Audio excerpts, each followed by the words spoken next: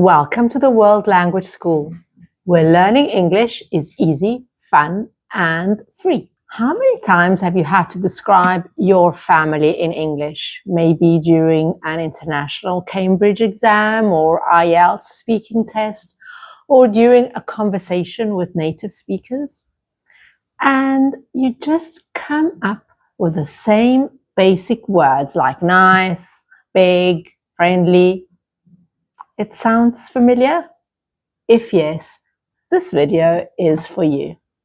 We're going to give you some easy tips for advanced English idioms and expressions about family that will help you to speak more fluently, naturally, and it is going to expand your vocabulary and definitely impress your listeners with your fluency and your range.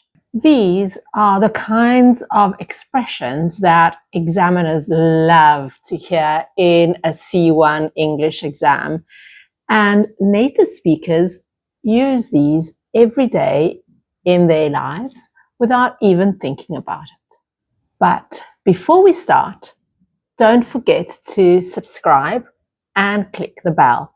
We're always making new English grammar videos to help you improve your English quickly and easily. And yes, it's for free.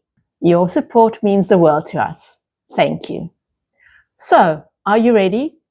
Let's go. Now, do you and your brother look exactly alike? Or is your family the kind that does everything together? Well, let's dive into these C1 level family idioms that will make your English sound polished, confident, and truly advanced. When I look in the mirror, I am the spitting image of my father. What do you think that means? Well, you might have heard someone say splitting image, but the correct phrase is actually spitting image. It's a very common English idiom about family that means that two people look extremely similar, almost identical. We often use it to describe a child who looks just like their parent. For example, Nina is the spitting image of her mother. According to the Collins Dictionary, someone is the spitting image of another person if they are a perfect copy or replica of them in appearance. So it's one of those advanced English expressions that shows that you have a great command of idiomatic language, perfect for C1 or IELTS speaking. Now, here's the interesting part. The idiom actually comes from a much older phrase, which is as like as if he has been spit out of his mouth. Now, this expression appears in the 16th century, and it described someone who looked as if they had been literally spat out by another person, so meaning identical. Over time, this colorful expression evolved into spitting image, which became common in the 1900s. And what about splitting image? Well, that is actually a very common mistake, and probably because splitting sounds like dividing into two identical parts. But the historically correct and standard form is definitely a spitting image. So next time you want to describe a strong family resemblance, don't just say we look alike. Say, I'm the spitting image of my dad. Now, would you say your family is the kind that does everything together?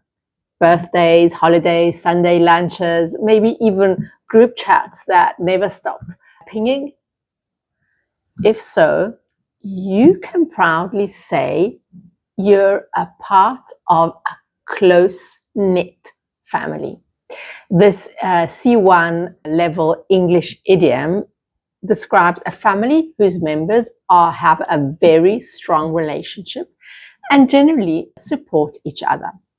They are emotionally close, they stay in touch, and they're there for one another through good times and bad. For example, we're a close-knit family. We always celebrate birthdays together. Now, of course, you can imagine that the image comes from knitting in a close-knit jumper. All the threads are tightly woven together so nothing comes apart. In the same way, a close-knit family always stays connected, united, and is supportive even when life gets complicated. You can use this idiom not only for families, but also for groups of friends or teams or communities that are very united. For example, our language school team is very close-knit.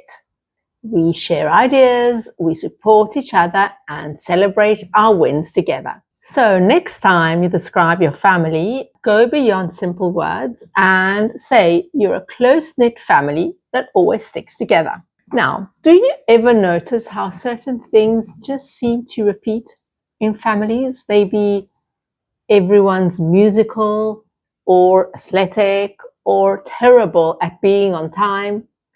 That's when you can say it runs in the family.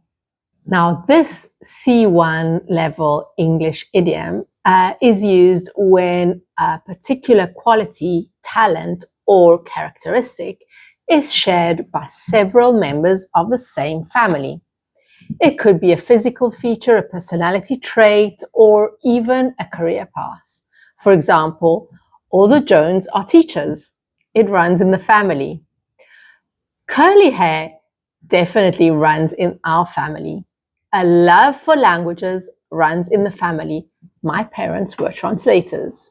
The expression works beautifully in IELTS or Cambridge speaking test when you need to talk about your background or your family members. So it immediately shows your ability to use natural idiomatic English. Now, let me ask you a question. In your family or your relationship, who makes most of the big decisions? Who decides where to go on holiday, what to buy, or how to spend the weekend? If there is one person who is clearly in charge, you can say they wear the trousers. This British English idiom means the person who has more control or authority in a relationship. The one who's effectively the boss. In American English, you'll often hear wears pants instead of trousers, but the meaning is exactly the same. For example, in that couple, she definitely wears the trousers. Or, my dad likes to think he's in charge, but everyone knows mum wears the trousers. Historically, this idiom comes from a time when only men wore trousers. So the person wearing the trousers was the one holding power or authority at home. Of course, today the phrase is used more playfully and humorously. It's not literal, and definitely not sexist when used in a light, joking way. Next time you're describing who's in charge at home, at work, or even in a friendship, forget she's the boss or he's in control and say confidently, she wears the trousers. It's a classic piece of British idiomatic English that makes your speech sound more colorful, fluent, and truly advanced. You would think that people from the same family would be quite similar, right? But sometimes siblings or relatives are completely different. One's loud, the other one's quiet. One's super organized, the other one can't find keys half the time. So when two people are total opposites, we say they're like chalk and cheese. This British English idiom means that two people or two things are completely different in every possible way, in personality, habits, or opinions. And it's often used to describe family members, especially brothers and sisters, who don't share much in common. For example, my brother and I are like chalk and cheese. He's calm and logical, and I'm emotional and spontaneous. Or my parents are like chalk and cheese. Mum loves traveling. Dad prefers staying at home. The idiom like chalk and cheese actually has a long history in English. It first appeared in England in the late 1300s with one of the earliest known users in John Gower's poem from 1393. Back then, it was said to refer to dishonest traders who tried to pass off chalk as cheese, two substances that clearly couldn't be more different in value and nature. Over time, the meaning evolved. Instead of describing fraud, it came to represent a clear and unmistakable difference between two things or two people. The image is powerful. Chalk is dry, white, and dusty, while cheese is soft, yellow, oily. They look, feel, and taste nothing alike. A perfect metaphor for total contrast. So it's a wonderful visual British idiom used for centuries to describe things or people that are completely dissimilar in every way. You can also use it not just for family, but also for friends or colleagues or couples who are opposites. They like chalk and cheese, but somehow they make it work. So how about your family? Are you and your siblings like chalk and cheese? Or are you a close-knit family who does everything together? Or maybe you inherited your dad's sense of humor and your mum's love of teaching. I guess that runs in the family. And if one person in your house always makes the big decisions, we could probably say they wear the trousers, right? Just make sure you agree with them, especially if it's dinner time. As for me, when I look in the mirror, I see my dad looking right back at me. I'm truly the spitting image of him. These idioms don't just make your English sound richer, they help you talk about people who matter the most using language that's vivid, emotional, and authentically English.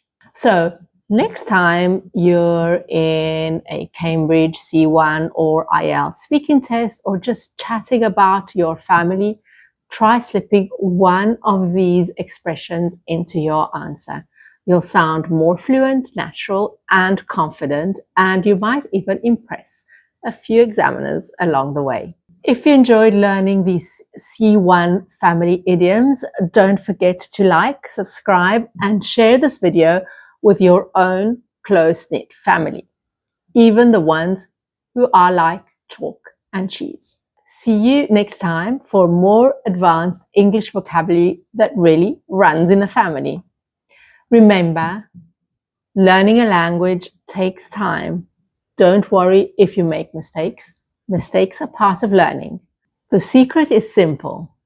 Keep practicing, watch our English videos, try new sentences, and use your English every day. As we say in English, practice makes perfect. Thank you for watching and keep learning English with us at the World Language School.